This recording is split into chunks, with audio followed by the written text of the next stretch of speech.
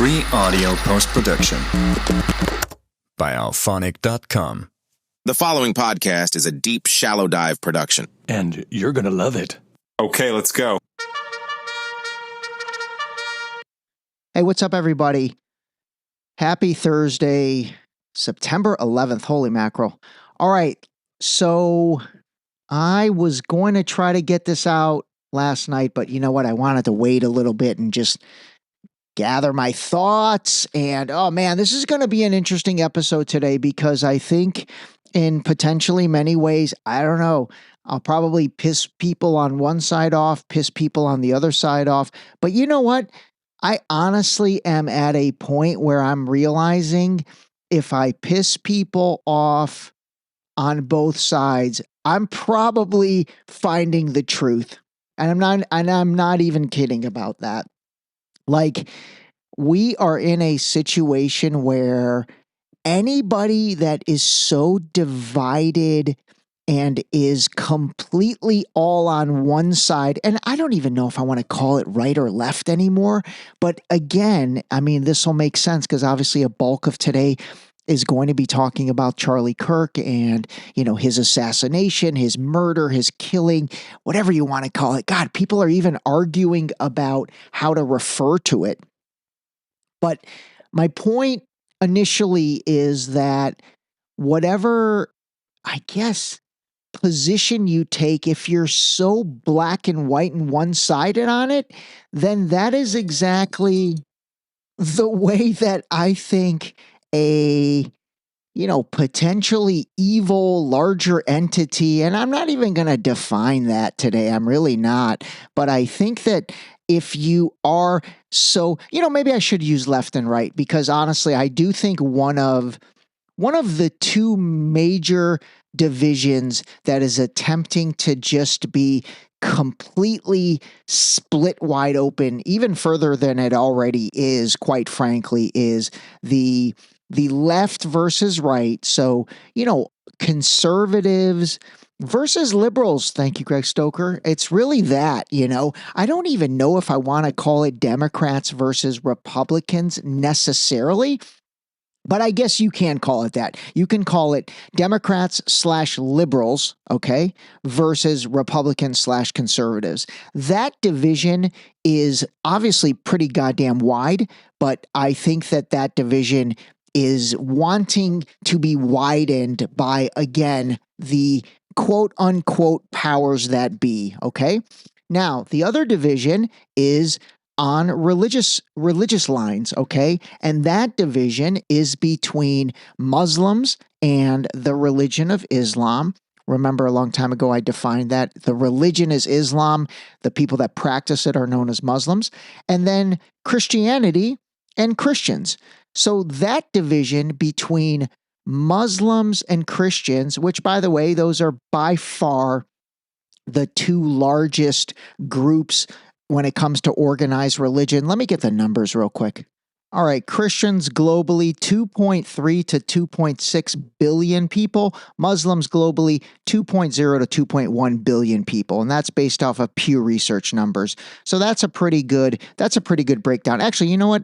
I use ChatGPT for that. Then it says, if you want breakdowns by regions, Asia, Africa, Americas, I can pull those too. Let me ask for that real quick and see what it comes back with. But anyway, the religious divide between Muslims and Christians, and then obviously the political divide in the United States, really in the United States. I'm focusing on in the United States between liberals/Democrats and Republicans/conservatives. Okay, so those are really the two enormous divisions that I am just seeing absolutely being divided, for lack of a better way to put it. Okay. All right. So I'm going to start playing. Actually, you know, before I start playing some Charlie Kirk clips, because I'm going to play a lot of them, because I think it really is good to take this all in. You know, I want to say this, and maybe I should just read what I posted last night. But before I read that, again, violence and death and whatever you think of Charlie Kirk or whatever you thought of Charlie Kirk, he did not deserve to die. He just didn't. And again, he's such a divisive guy, or he was such a divisive guy. The reaction on social media has been, I guess, actually perfect in the sense that most of the reaction has been the polar extremes, people that are as crazy as it sounds, people that are glad and say, hey, he deserved what he got because he was an advocate for, let's say, guns. That's part of it. There's actually, all right, man, this is getting interesting. Wow, we're going to get super deep today, but we're going to stay shallow, and I think it's all going to make sense. There is a giant group of people that hated Charlie Kirk because of his stances on LGBTQ, his stances on black people, his stances on, kind of the stereotypical dividing factors here in the United States, okay? Take Gaza out of the mix. There's one group of people, and those are really the liberals. And again, not the leftists. Remember, we're talking liberals here. Man, those terms really are confused on social media. Everybody refers to them as leftists when again, they're liberals. Thank you, Greg Stoker. Anyway, so there's the one group that really were against him because of all of that stuff, okay? I honestly look at all of that stuff as circa 2020. Like, we have moved far beyond that. The battle that is taking place right now, it has progressed way past that, okay? This is not about, transgender bathrooms anymore. Who gives a fuck about that? Like, who cares? We've moved on from that topic, okay? This is now moving into such a bigger overall topic. And honestly, the best way I can really equate it, ironically, being that it is 9/11, we're basically moving into another potential phase of something like a 9/11 happening, causing a 20-year forever war and the invasion of 7 countries in 5 years. I mean, seriously, like, connect this all the way back to General Wesley Clark, that speech. I'm not going to play it again, but the speech that he gave about 7 countries in 5 years. Take this all the way back to all the discussions we've had about, the forever wars in Afghanistan, in Iraq. We invaded Iraq, threw over Iraq, killed Saddam Hussein because of 9/11, and Saddam had nothing to do with 9/11. So all of that stuff happened because of that 2001 neoconservative playbook. I've played that project for A New American Century for you guys before. I'll get into all that stuff again in maybe a recap episode, but that's where I see us now. And really, that's the battle I see, okay? So, transgender bathrooms and LGBTQ rights and all of those stuff, I'm not saying that stuff's not important, but that was literally 2020 to 2024. We have moved way past that, okay?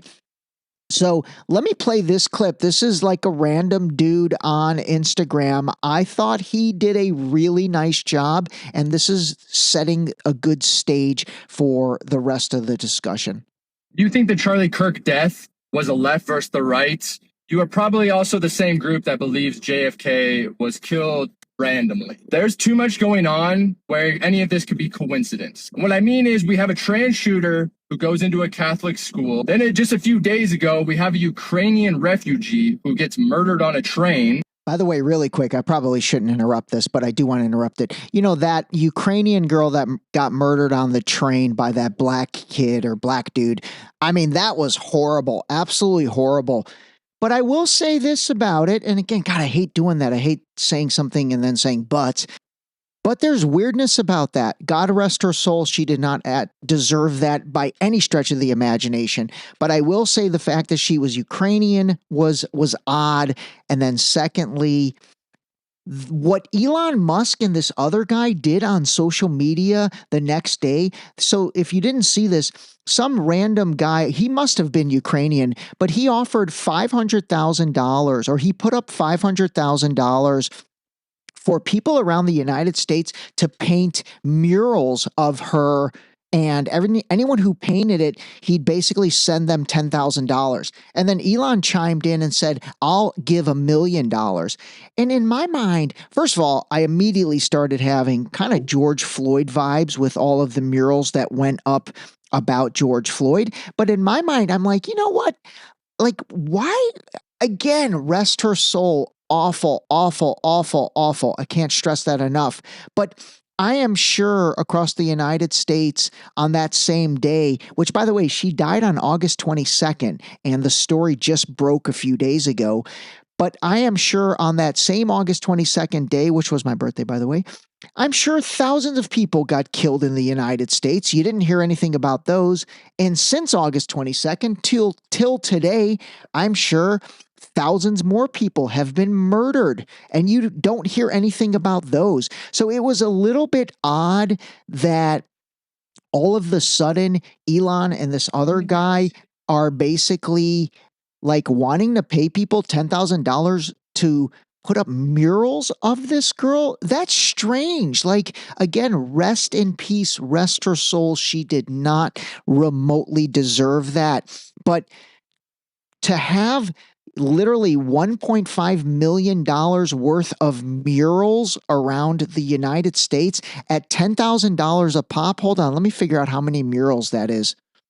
That's 150 murals of this girl around the United States. I don't know. I found that strange.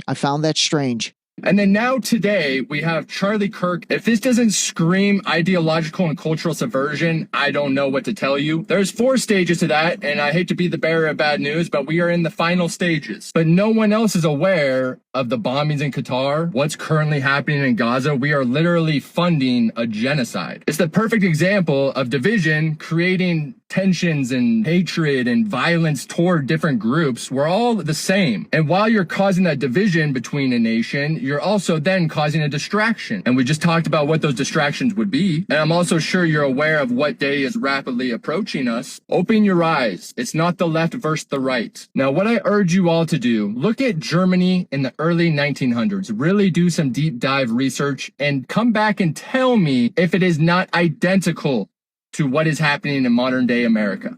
All right, couple things on that. I mean, obviously he's talking about today, and that's another thing. I mean, think about it. 9/11 and talking about 9/11 today is definitely taking a back seat, obviously, to everything going on, talking about Charlie Kirk.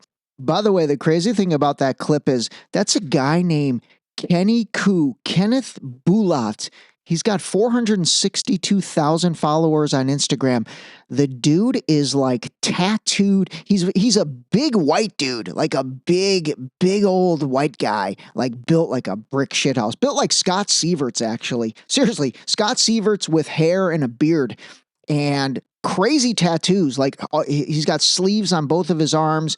It looks like his chest and everything is tatted up. And then he's even got tattoos on his neck. So he's not a guy that, I don't know, man. He dropped some bombs in that and some nuggies in that for sure. And again, it speaks to, if you are still thinking about the world as left versus right, I think you're being passed by. We have far gotten past that. That is circa 2020, and we're in a different battle. We really are in a different battle. Okay. Let me now read what I posted last night on social media, because again, I do really feel this way, and I think I captured a lot of my thoughts, which were very, raw at the time last night with this post. All right, I basically said the title was A Sad World Across the Board. First of all, my deepest condolences to Charlie Kirk's parents, his wife, and especially his 2 young children who were robbed today of a father. Honestly, I have not liked much of what Charlie seemed to have transformed into, and he was creating division versus Muslims, blacks, and immigrants. He just was. I saw it daily. But that doesn't mean he deserved to die. He deserved to lose debates, not die. For those expressing outrage, but you have been 100% silent while 220 Palestinian journalists and 62,000 have also been murdered, maybe think through that. For those expressing joy over this because of his lack of empathy to one of the above mentioned groups, again, think through that, as that's also a dark reaction. Let's see who they say did it, then let's see who gains from that. 1 + 1 is not 2 anymore. Calling a spade a spade. All right, that's seriously how I felt, and really that touches on, four different topics. The first and foremost being, I do offer my deepest condolences to his parents, his wife, and again, he's got 2 young children, I think like ages 3 and 1. I think he just had a baby recently. I mean, that's sad, man. And if you can't get yourself to a place where you're sad for those kids not having a father, I don't know, man, that's pretty dark. Now, I get it. The dude was divisive AF, and there's a lot of bad things about it. But, I think that the concept of empathy is one that doesn't have to be finite, like you can have a variety of emotions about the same topic, and those emotions could span from love to hate, and that really seems like what is taking place in terms of the reaction about Charlie Kirk from both sides, and the ones that are like all love, and then there's the ones that are all hate. And honestly, I mean, I'm directly in the middle of that. I mean, there are things that I just did not appreciate that he was doing, and I'm going to play them for you, and I'm going to point them out. But at the same time, there were other things. For example, during COVID, Charlie Kirk was solid during COVID. I discovered him during COVID, and I was like, wow, this guy is unbelievably articulate. He is unbelievably good at, debating and going into these college campuses where it's him sometimes against hundreds of, liberal students. And it was always a respectful conversation. You have to give him his due on that. You really do. Again, even if you didn't agree with the things he talked about or the stances he took, honestly, I could not find a clip where he was outwardly disrespectful in a nasty way to a college student. Now, again, he had harsh rhetoric to that college student, but it wasn't calling names. Actually, maybe that's the better way to put it. I have never seen Charlie Kirk like calling a college student an F-bomb or stupid or things like that. Maybe there are some out there, and if there are those clips, send them to me, but I haven't seen that. He really did engage in discussion. Now, again, you might not like his takes or his positions on things, but I will say the guy was absolutely creating a conversation, and I do think there's something good about conversation. There is. Now, with all that being said, oh my God, I think I'm going to say with all that being said like 100 times today. All right, let's get into some things. All right, let me start off by playing this clip from him, because this is a clip from October 12th, 2023. So literally 5 days after October 7th. And this is him on the Patrick Bet David podcast. And I will say this was at the beginning of all this stuff. And this is like the most honest, rawest take on the situation going on in Gaza, because again, this was 5 days later before things got to where they are now. Again, remember, this is October 12th, 2023, so 2 years ago. How did these guys not know this was taking place? So I've been to Israel many times. The whole country's a fortress. When I first heard this story, I still have the same gut instinct that I did initially. I find this very hard to believe. I've been to that Gaza border. You cannot go 10 feet without running into a 19-year-old with an AR-15 or an automatic machine gun that is an IDF soldier. Right, the whole country is surveilled. And so let me just kind of go through this. We don't talk about Israeli politics very often, and most Americans don't know this. The last 9 months, Israel was on the brink of civil war. It's not an exaggeration. This judicial stuff, there were hundreds of thousands of Israelis taking to the streets because Bibi Netanyahu was basically redefining the Israeli constitution. That's not an exaggeration, right? He said the judicial branch has too much power. There were protests planned this week against Netanyahu, where they anticipated tens of thousands of people to take to the streets. That's all gone, Patrick. Honestly, the kid was intelligent. He really was. Okay, there's a little bit more, but what I wanted to interject real quick is, man, everything he talked about, that judicial reform, I'm going to revisit that in another episode. But remember, and this speaks to 9/11, this was exactly what happened with George W. Bush. Remember, everybody hated George W. Bush. They thought he was a clown. 9/11 happens. All that's gone. That's all gone, Patrick. That could apply to the discussion with George W. Bush and what happened after 9/11. Nationalism took over, okay? Nationalism took over in the United States and in Israel after October 7th. I'm telling you, man, history repeats itself, and there's case studies, and they follow those case studies. Netanyahu now has an emergency government and a mandate to lead. I'm not willing to go so far that saying that Netanyahu knew or there was intelligence here, but I think some questions need to be asked. Was there a stand down order? Was there a stand down order? 6 hours? I don't believe it. Israel's the size of New Jersey. When I took a helicopter ride from Jerusalem to the Gaza border, it's 45 minutes. Wow. 6 hours. They're live streaming the killing of Jews. Did somebody in the government say stand down? That is a legitimate, non-conspiracy question. That seriously was such an excellent take across the board. That was October 12th, 2023.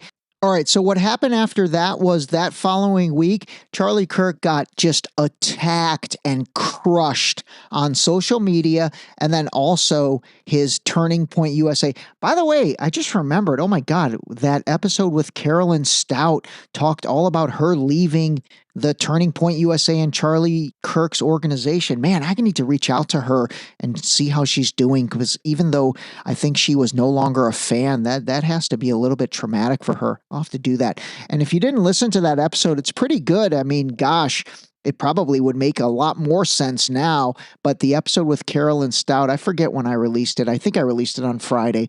Anyway, so what happened was after that episode on Patrick Bet David, Charlie Kirk got crushed on social media.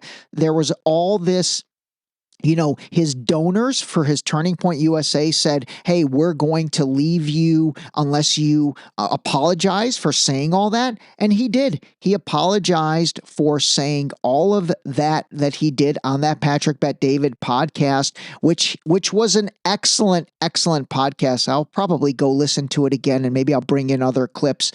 But anyway, he ended up apologizing and basically kind of like succumbing to that. And since then, he never spoke about any of that stuff ever again, and honestly took the exact opposite side. And that's one of the reasons, he's so hated by a certain group of people, because he really was kind of a I don't know if I should say pro-genocide, because obviously I don't think he'd ever say he was pro-genocide, but he had zero empathy or any real acknowledgement of what was taking place in Gaza to Palestinian women and children. And so that became the second big thing a gigantic group of people, really attacked him for. And honestly, that is what that group is celebrating. Now, again, I don't celebrate death like that, so I'm not a fan of that, regardless of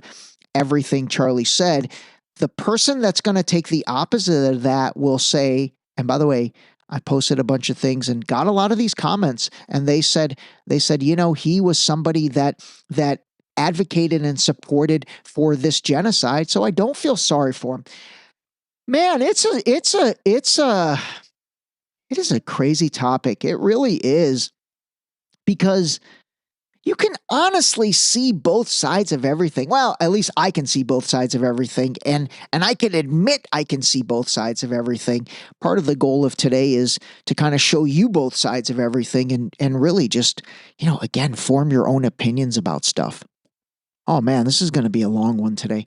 All right. Let me set up the next clip. So this was literally just maybe a month ago, and I might have talked about this on an episode a month ago, but this was Charlie gathering like 30 Gen Z kids that I think are Christians or Catholics. And basically, this is kind of, this was when really he was losing a lot of his followers, and he was losing a lot of young Gen Z kids who were not happy at really what was taking place in Gaza. It really comes back to that. And in particular, I believe this was after the Ted Cruz debacle on Tucker Carlson, if you guys remember that. And so he gathered these kids in kind of a round table and, kind of basically gave them a voice. Now, again, I don't know if he was trying to Jedi mind trick them and say, hey, yeah, we hear you, and sort of appease them, or if he genuinely was wanting to get their opinion. I don't know. There's a little bit of debate on that. But I think in the Jay Slay USA episode recently with Jeremy Sladen, him and I kind of talked about that. And I was like, was Charlie playing 4D chess? And then Jeremy said, I don't think so. I think he basically was trying to not lose his gigantic Turning Point USA or a lot of his Turning Point USA followers, because a lot of those followers, for example, as you'll hear in this clip, they were not down with the way Ted Cruz was trying to weaponize Christianity and weaponize Genesis 12:3. All right, give this a listen. How many of you guys think when a lawmaker and a man I respect like Ted Cruz uses the Bible to justify aid to Israel, doesn't even know the verse, do you guys think that's like not the best way to approach this? Raise your hand. Okay. I think Ted Cruz used Genesis 12:3. I think a lot of people see that as off-putting when you look at the New Testament. Why? Because I think a lot of people, they look especially at the writings of Paul, where he talks about how the new flesh is not the same as the people in the old covenant. The new flesh is everybody, is everyone's included. You're talking about Romans 9. Yes, 9:6, yeah. Are you Catholic? Converted to Catholic from I can Judaism. tell. This is my next Oh, line. from Judaism? Yes. Oh, wow. So you're you're ethnically Jewish. Ethnically Jewish, yes. And you have concerns about AIPAC. All right, let me jump in right here. So this is where he kind of started talking about AIPAC. And man, I'll tell you, I don't know. God, I've gone different ways on whether, I guess, or I shouldn't say whether, where Charlie Kirk really netted out on this stuff. Again, like I said, you're going to hear things where you're going to be like, oh my God, he's so pro-Israel and he's totally like drank all that Kool-Aid and he's buddies with Netanyahu, which he was. And Netanyahu put out a weird tweet. Actually, I'll have to read that for you guys. And then there's other clips you're going to hear where you're like, wow, that's pretty insane that he said that. So this is the beginning of maybe thinking, oh my gosh, okay, where does this guy net out on all this? Yes, I do. I'm told that by some people that if I criticize AIPAC, I'm anti-Semitic. I think it's ridiculous, yeah. I feel like it's great to have a concern for your country. Do you think that that AIPAC represents, again, I'm not saying I believe this, but I think this is what you're saying, that it represents a kind of cutting in line of prioritization away from the American people? Yes. Would you guys say that's a fair summary? 100%. Meaning that, like, okay, we vote, we're citizens, but a separate group gets higher priority because of whatever reasons. All right. I mean, that was pretty wild. That whole segment, gosh, I'll probably go back and watch it. But again, the thing I didn't know is he's asking the tough questions on that. He really is. But the reason he's asking them of that group, and by the way, the demographic was like 20 or 30 white Gen Z kids. And I think it was all men, actually. I don't think there were any women in there, but maybe there were women. But overall, you're talking about, that was all like white kids. And you can tell and by the way, white Christians or Catholics, okay?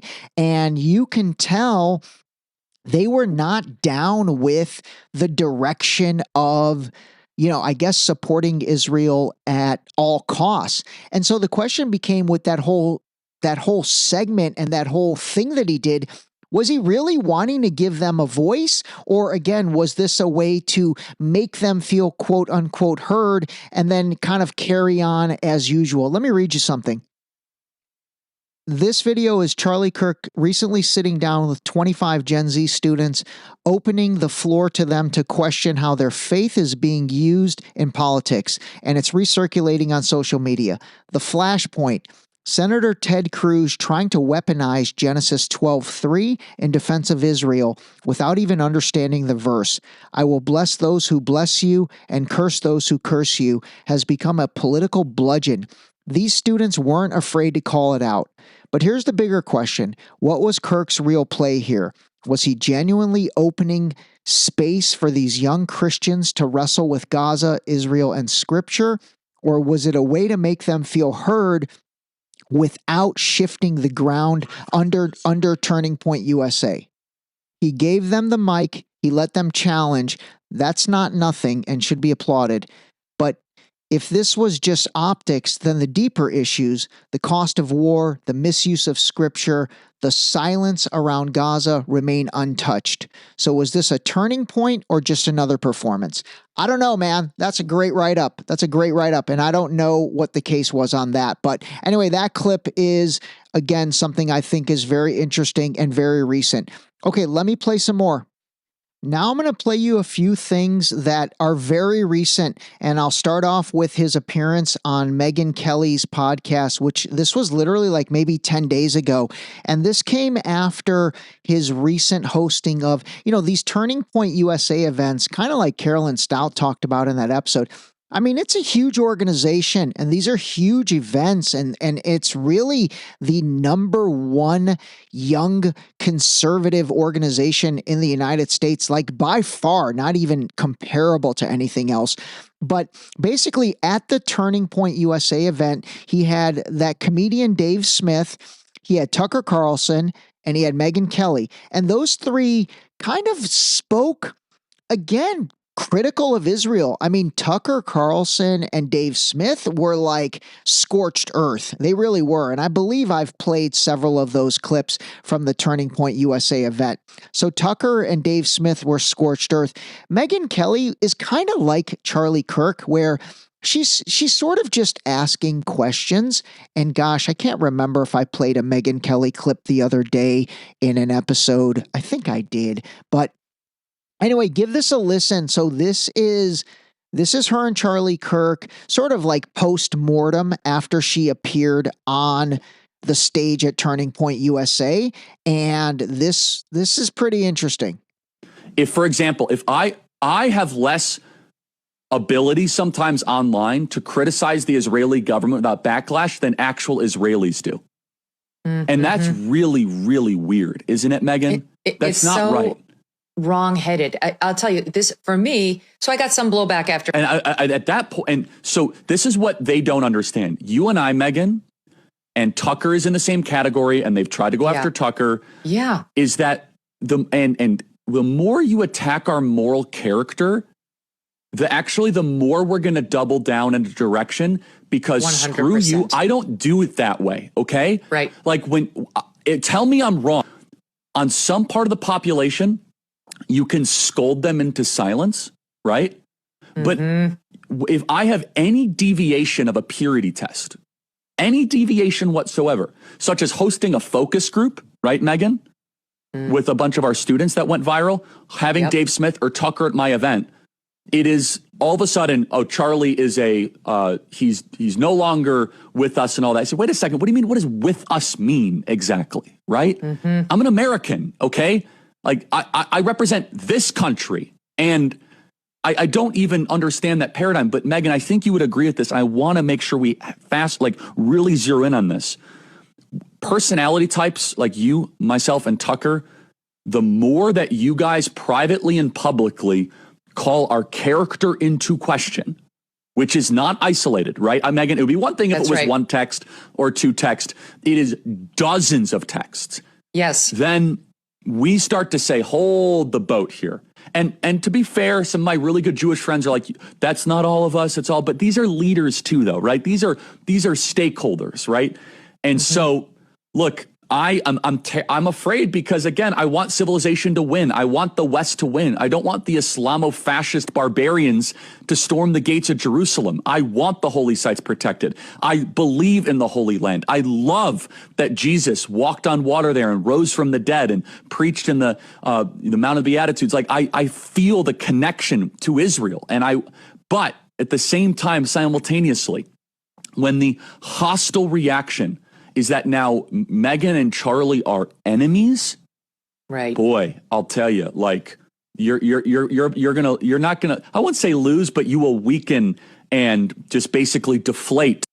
I mean, that is a really interesting discussion. And that was 10 days ago. That was, gosh, maybe a little longer, maybe 15 days ago, but that was after his Turning Point USA event this time. And I'm trying to think, man, I should use Deep Shallow Dive search and go back and look, but I don't feel like it because I've got a lot to share with you guys. But I do remember, I think I remember even talking about, like, after playing either a Tucker clip or a Megyn Kelly clip or a Dave Smith clip from that Turning Point USA event, I remember saying, I'm actually very surprised he even brought them there and let them have the stage because, again, on the outward surface, over the past 18 months, after that Patrick Bet David interview, this clip I'm about to play for you is the majority of the direction Charlie Kirk took on social media.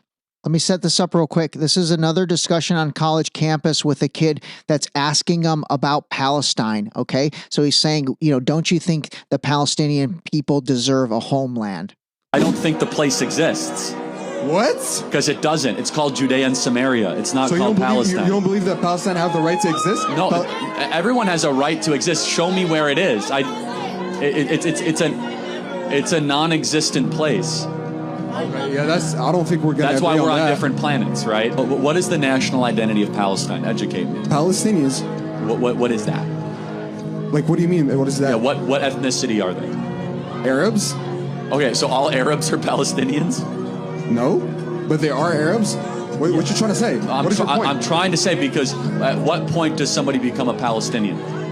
When he was born in Palestine, or if his parents are Palestinians? Again, this is why we're talking past each other. What you trying to say? I don't think the place exists.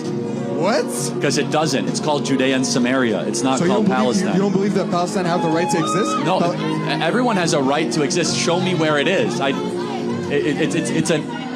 It's a non-existent place. Okay, yeah, I don't think we're gonna. That's why we're on different planets, right? All right, that clip basically, I mean, man, he had just a nasty smirk on his face, that entire clip with that guy. And again, I think that direction and sort of that version of Charlie Kirk is the version that is causing everybody that is, I guess, rejoicing to an extent what happened to him yesterday, which again, I think that's terrible. You can't rejoice on that. You can have your feelings, but I don't know, man. Oh God, this is wild. Okay. Let me play you a couple more because I do want to try to show both sides of this. I really do. So let me play you another clip here. Contending what Israel is doing is bad. So what Israel's doing isn't bad. Killing children isn't bad, is what you're saying? Hold on a second, but you have to go instance by... Is it or not? I need a yes Are they or no. intentionally killing kids? Is that what you're saying? Yes. No, they are not. So why, that is complete why are there so BS. many dead kids? Why are you okay with dead babies? Good question. Why are there dead kids? Because Hamas has no war crimes, time out. Israel. So you think Israel, let me get this straight. Let's think how irrational it is. Israel sits around. Are you okay with dead Let me, hold on. babies? I want to make sure this is okay. No, I need Of a course yes I'm not or no okay from with dead kids. Okay, Okay, ridiculous. so I'm the most pro-life for person. I've Israel? debated What for is 2 doing? hours. Time out. Stop interrupting me. Do you think Israel sits around and they say, how do we kill more kids in Gaza today? I mean, so why are they killing kids then? Exactly. Let's think. Maybe it's because Hamas uses the kids as human shields on top of their military bases. Maybe that's why. Maybe because the people of Hamas have no concern for the life of their own people. If you really believe that, all right, you gotta be really stupid, man, to actually assume that that's the case. We have documented cases of Hamas using hospitals, schools, and military installations layered with civilians. All right. I mean, that's the type of clip, again, that's what people hated, because that was just, I mean, to me, that was him reading the playbook and him reading kind of what he was sort of, I don't know. I don't know if he was forced to say it or if he really felt it. I genuinely don't know where I net out on that. And the reason I don't know where I net out on that is now let's go to this clip, which this is from like a month ago. Jewish communities have been pushing the exact kind of hatred against whites that they claim to want people to stop using against them. Now, I don't like generalizations. Not every Jewish person believes that. But it is true the Anti-Defamation League was part and parcel with Black Lives Matter.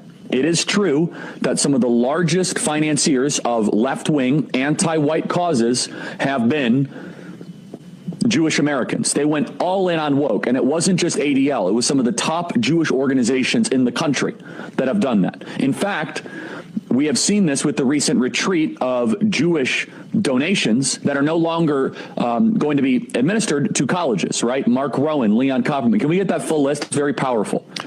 The part of the so that's totally true. And by the way, Tucker Carlson reinforces this. So I'm going to it was quite a day on the internet. Tucker Carlson was interviewing Candace Owens. We have Candace Owens coming up next hour. And Tucker Carlson mentions that Jewish Americans have primarily been financing cultural Marxist ideas. We said this, by the way, last week, and people came after us. We were on top of it. We actually said it in a different way. We said, I'm glad that Jewish Americans are reconsidering their financing of cultural Marxism. And people misunderstood it intentionally and slandered us as being anti-Semites. But listen to this. Tucker Carlson is completely correct by saying this, that the philosophical foundation of anti-whiteness has been largely financed by Jewish donors in the country. Man, that was scorched earth. Like, that was insane.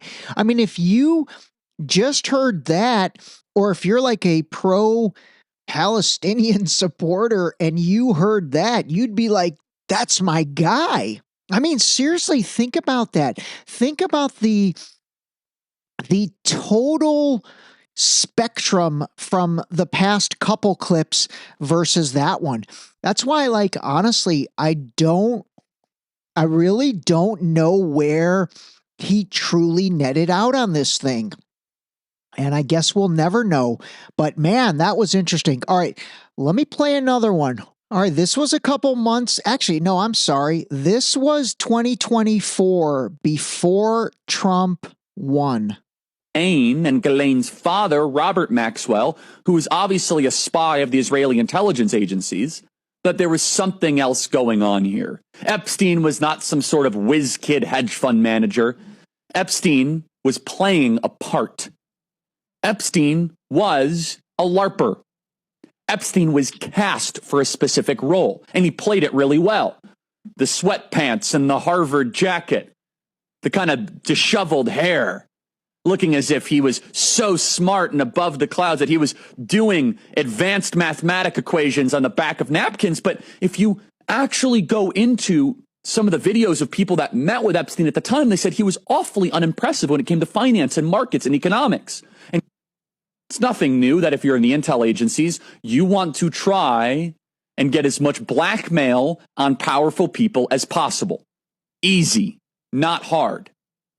And this is no longer just speculation. First of all, the evidence that shows that Epstein was a creation of either Mossad, Israeli intelligence, American intelligence, Saudi intelligence, or maybe he was just a hired gun. Maybe he was just the guy that countries would go to and park a couple $100 million and say, hey, can you get one of the members of the royal family with a 13-year-old so we can get them to do what we want to do? Members of Congress are actively being blackmailed. The Epstein playbook is being used on a daily basis.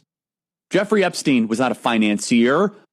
He was not a hedge fund manager. Jeffrey Epstein was a key player in a multi-decade blackmail operation against the most powerful people on the planet. I mean, again, gosh, honestly, he was incredibly intelligent and articulate and could articulate it. You know, I'll be honest. Obviously, you guys know recently I've talked about just how good I think this Nick Fuentes kid is. I really did and do think and will always think how good Charlie Kirk was. I mean, really, he was good, man. He was good. I mean, that is a very complicated overall message that I think he very succinctly delivered. Now, again, remember, that was 2024, and that was when these guys were all banging the Epstein drum. Him, Dan Bongino, Kash Patel, all these guys. Now let's listen to a recent clip from roughly 5 months ago. This is after Trump took office, and this was when everybody was getting super, super pissed off about not getting the Epstein files. And by the way, a big chunk of his Turning Point USA crowd was pissed off about not getting the Epstein files, which was promised to us. So this is post inauguration. But as far as the Epstein thing goes, I have to address this. Number one, the administration is working to get these files out. Apparently, there's a ton of graphic child exploitive material that they have to black out and all this. But there is no evidence whatsoever that President Trump is mentioned in an incriminating way in the Epstein files. And let me just make the most common sense, reasoned argument imaginable.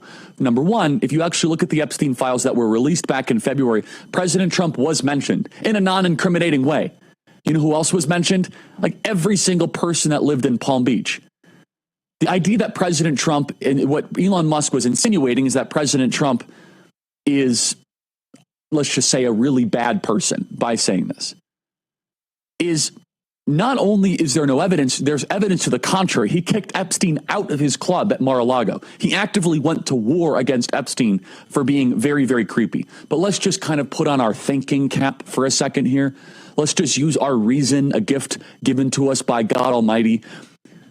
You're trying to tell me that the Democrats, who controlled the entire federal government, were sitting on Donald Trump being in the Epstein files, and they decided to dispatch Fannie Willis and Alvin Bragg and Jack Smith to put him in jail for 700 years. They decided to dispatch Letitia James to take away his business empire, all the while they were sitting on a smoking gun of Donald Trump being in the Epstein files.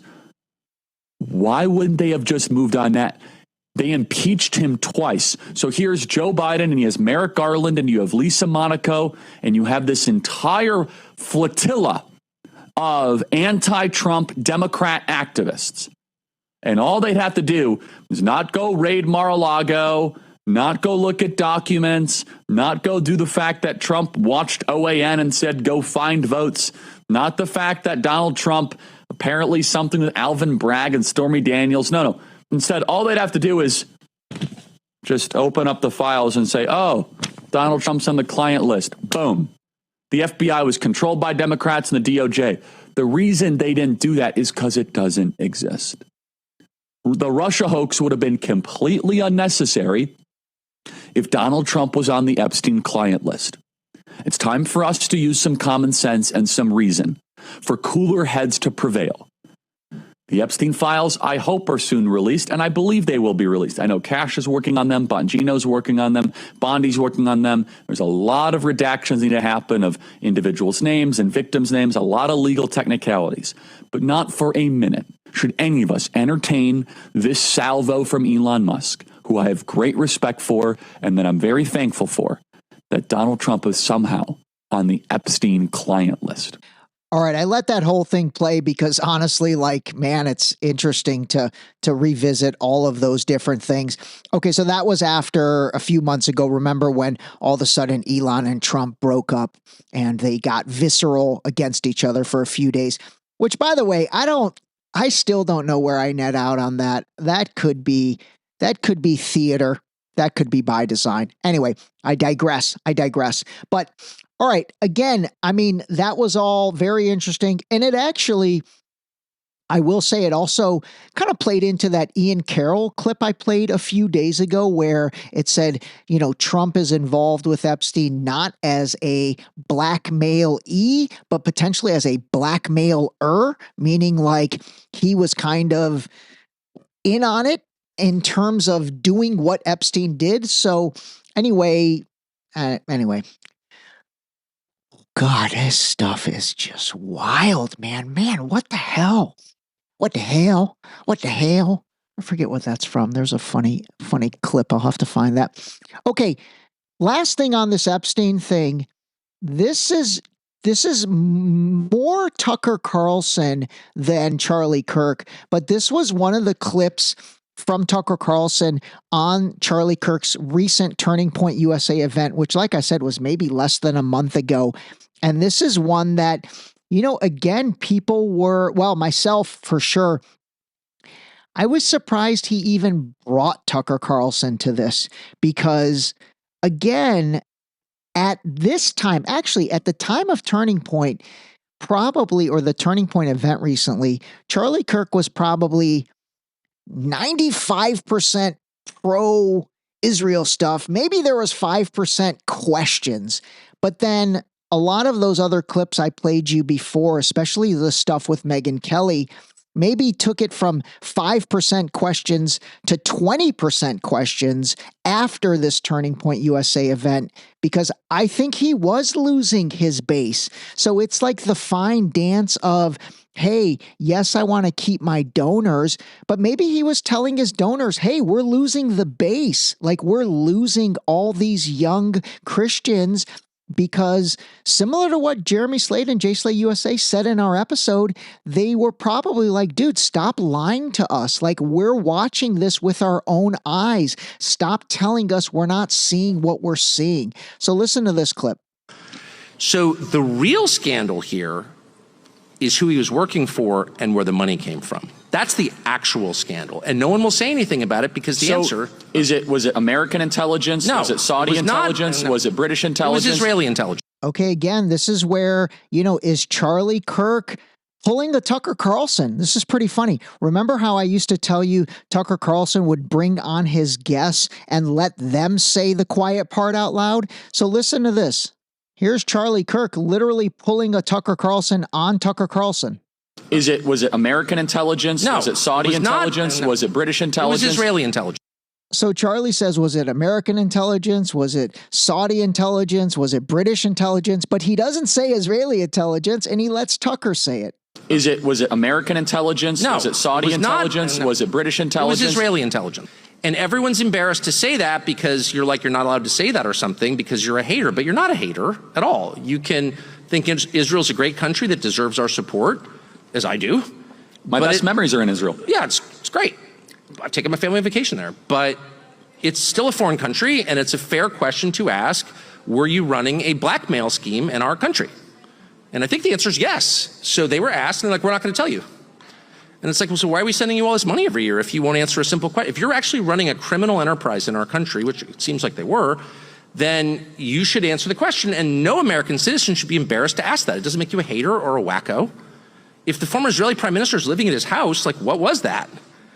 And if his girlfriend and co-conspirator is the daughter of a Mossad agent, which she was, why is it crazy to ask that question? It's not crazy. Actually, it's very obvious. And no one should be embarrassed to ask that. No one should be made to feel like a hater for asking that. Asking a question about a foreign country does not make you a bigot at all. And in fact, the effect of not asking that question, the rest of us are all kind of embarrassed and like, oh, can you really say that? What that right there causes hatred and creepiness, and everyone feels like it has to be conducted in secret. When you're not allowed to be straightforward about something, the conversation and the thoughts tend to become diseased. All right. So again, the majority of that clip was obviously Tucker Carlson, but again, Charlie Kirk took a lot of heat for even letting Tucker Carlson take the stage, Same thing with Dave Smith. I don't have any clips of his handy from the event, but maybe I'll try to play some of those later. All right, let me see. We're at 53 minutes. Let me see if there's anything else. You know what? I do want to play this clip because honestly, this clip probably epitomizes or summarizes where I think he really stood. Let's see. How do I want to put this? I honestly think Charlie Kirk, if I had to describe him, is probably more of a white nationalist than anyone. Like, I think he was all about white Christians. Gosh, that kid Nick Fuentes takes a lot of shit for being like that white nationalist. But I honestly think Charlie and that entire faction falls more into that category. And when I say white nationalists, I mean they even do not like the way Jewish and Muslim people might view Christianity or Christians. Although, again, I think I've pointed out so many times, I think the divide between Christians and Muslims is manufactured, man.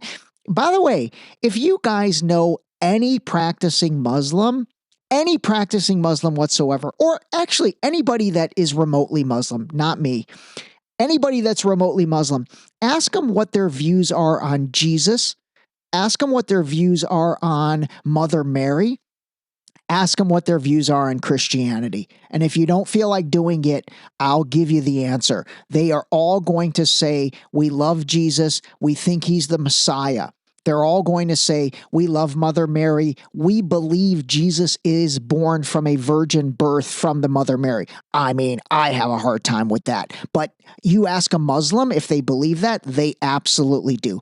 They will all say they love Christians, okay? So that's why I'm saying, man, this is all this manufactured divide going back to what I talked about at the beginning of the episode, which is the big divide in the United States in terms of a civil war between Democrats/liberals, thank you, Greg Stoker, Republicans/conservatives, okay? That's the one divide. And then the other divide is religion.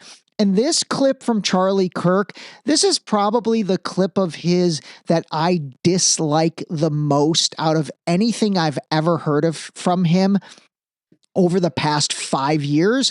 And this was recently, this was maybe, a few weeks ago. And it really got me to realize that he is absolutely, or was absolutely, part of creating both of those divides, okay? Both of those divides, Democrat/liberal versus Republican/conservatives, and the religious divide, Christians versus Muslims. Give this a listen, because in this clip, he literally brings those two worlds and divisions together to try and create one gigantic division.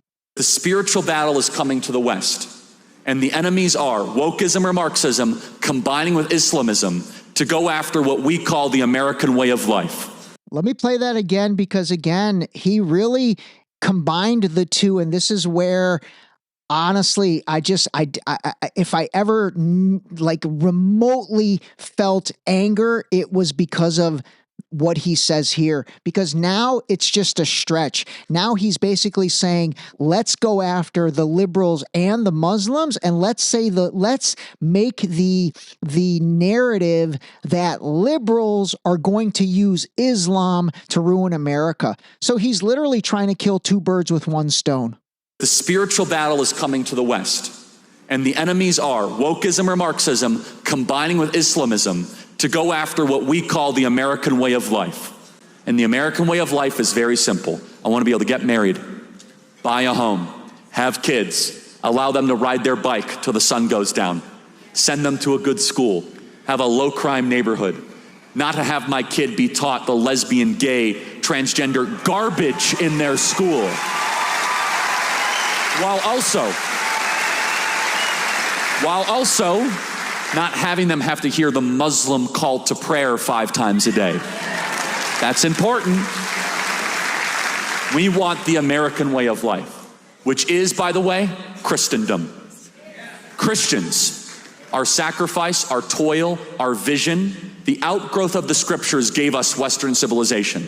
And this is where I think is a great rallying cry. Doesn't matter if you're Hispanic, doesn't matter if you're Asian, doesn't matter if you're black or white. Everybody, if you are Christian and Jesus Christ is your Lord and Savior, these two threats are combining forces to come after us. And it's time that the church stands and rises up against it. Yep.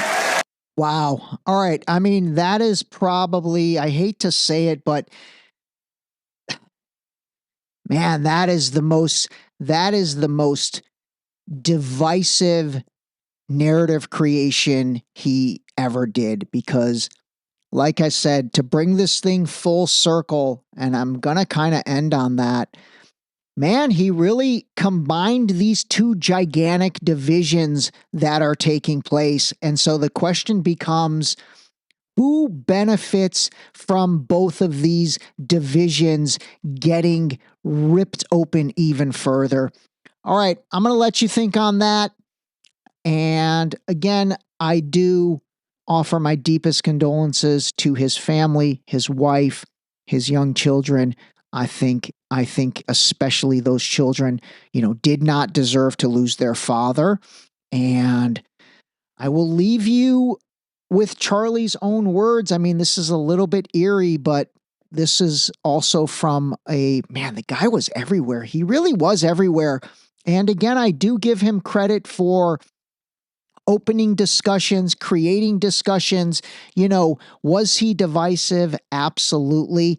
But again, the question becomes, do we shut people down for their opinions? If I'm not advocating for shutting people down for their opinions on things that I agree with, I can't advocate for shutting people down for their opinions on things I don't agree with, or silencing them for things I don't agree with. And like I said, I think at the end of the day with all of this, I don't think Charlie Kirk deserved to die from all of his positions. He deserved to lose debates and potentially get humiliated in debates, but he didn't deserve that. So now we'll see, man. Let's see what happens. But remember, 1 + 1 does not equal 2 anymore. So if they come out and say this was like a trans shooter that was Muslim pro-Palestinian, yeah, that's 1 + 1 = 2, and we are no longer in that world. All right, give this last thing a listen. Call a spade a spade. Definitely call your parents, your kids, loved ones. Call a friend today. Seriously, just call somebody you haven't talked to in a while. You know what? Do that. Call somebody you haven't talked to in a while. I'm going to do the same. And that's it, man. That's it. All right. I hope you enjoyed it. How do you want to be remembered? If I die? Everything just goes away. How would you, if you could be associated with one thing, how would you want to be remembered? I want to be remembered for courage for my faith. That would be the most important thing. Most important thing is my faith in my life. Charlie Kirk, thank you so much. That was a great way to end it.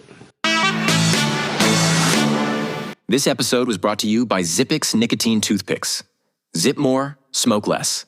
Totally satisfying, discreet, and delicious. Zippix nicotine-infused toothpicks are available in 6 great flavors, each containing at least 2 milligrams of nicotine to curb those cravings. Zippix is FDA registered and proudly made in the USA.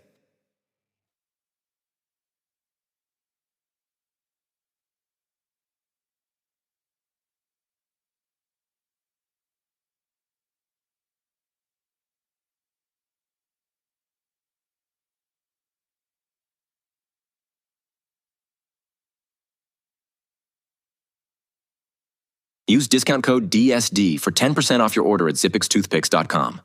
Zip more, smoke less, save 10%.